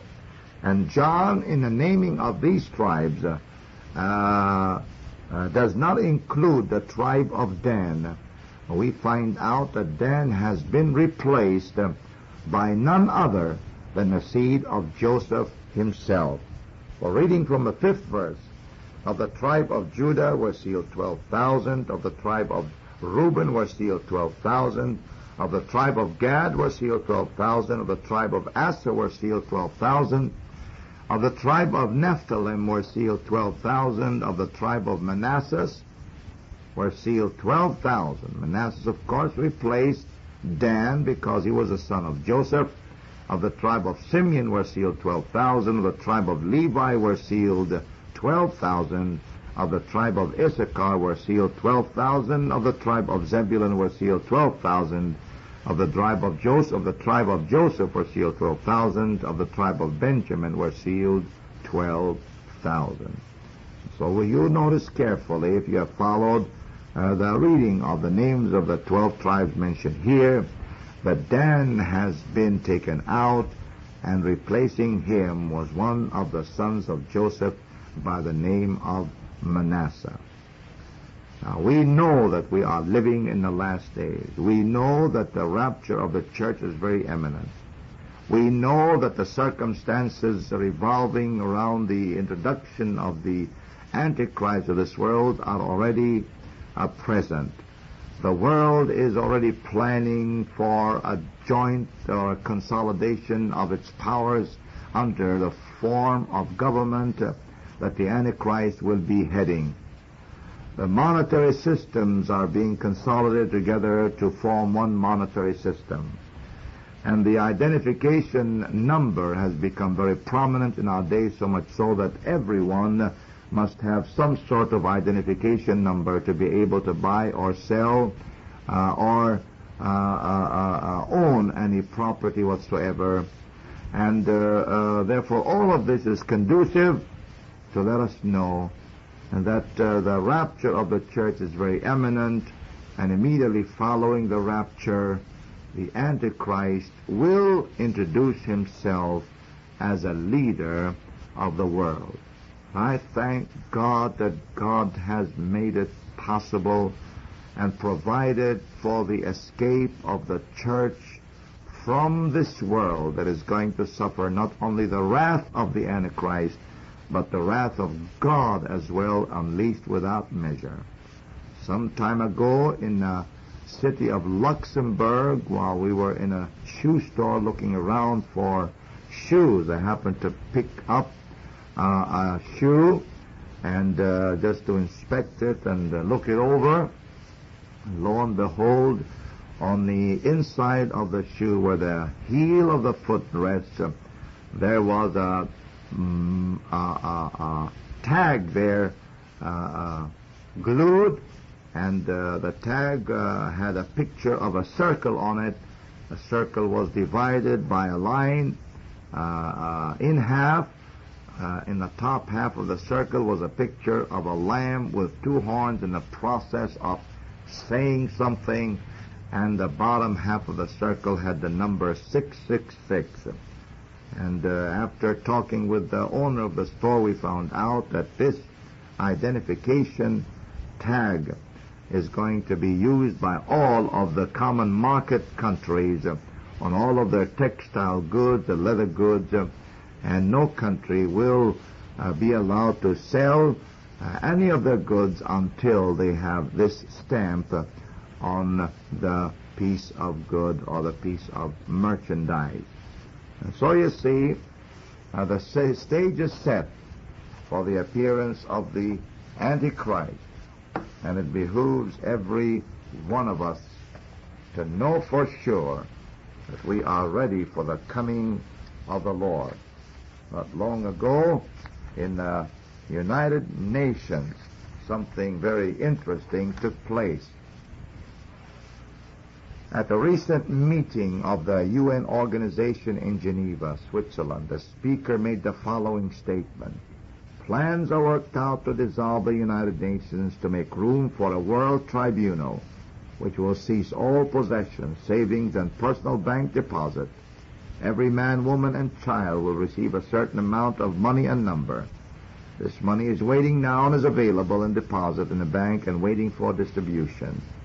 Everyone with a number will be employed in the administration, the commercial, the industrial, the agricultural branch of it, and the economic as well. This project or plan calls for the total unification of state and church, and also provides for a single form of worship for all.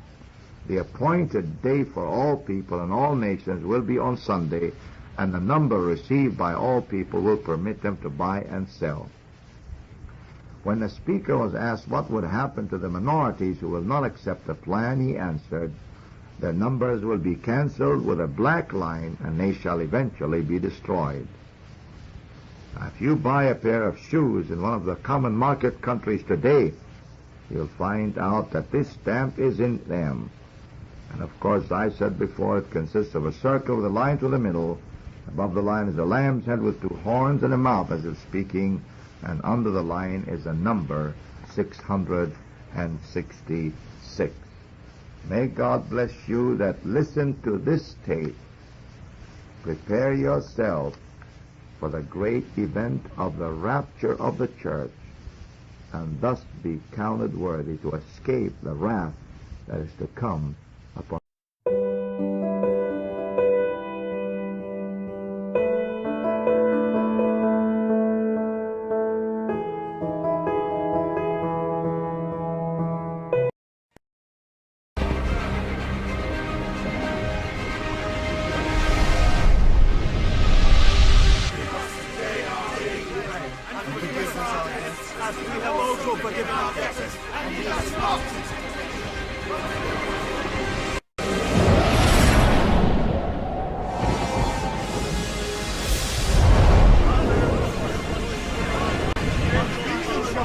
Yalla bir ardına.